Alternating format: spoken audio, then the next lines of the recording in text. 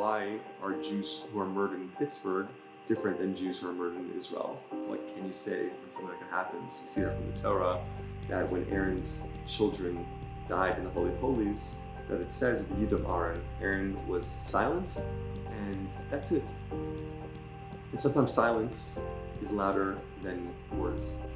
But interesting enough, quickly after, he went back to his divine service in the temple, doing what he did there, but also making this world a better place in his own environment. And ultimately, Aaron, the high priest, Moses' brother, was looking to make the world a better place. What I've been telling students a lot, especially recently, now that we're about a month, I believe, after, is that the tragedy would also be, amongst the tragedy, that this is just a news story, just part of the cycle.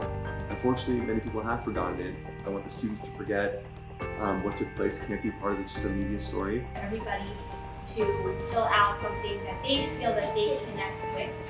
And in doing so, we're trying to do what they can't do anymore. And so it's really up to us to continue what they would have wanted to do and what they can't do. Now we have to slowly, those who are not in Pittsburgh right now, those in Texas, slowly shift the mindset from silence, which was so important, and those who are still grieving the 70th of Shiva, etc., it's silence. But for us here in Texas, we're doing right now a call to action. Because after the silence comes unity, as we discussed in the Tuesday night vigil on campus, but with unity is coupled with action.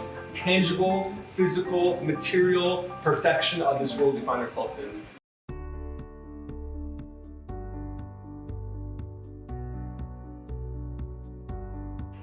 And did not grow up Chabad, by any means. Grew up involved with my Judaism, but not observant to the degree of a Chabad rabbi or running a Chabad house.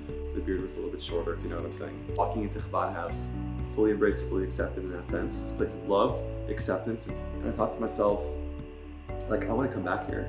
And I want to, pay it forward, so to say, and make an impact. I went to a modern Orthodox Jewish high school in Dallas, so it's been really nice to have a place like Chabad on campus to express my Judaism, to do learning, and really just to get in touch with my Jewish identity as a college student.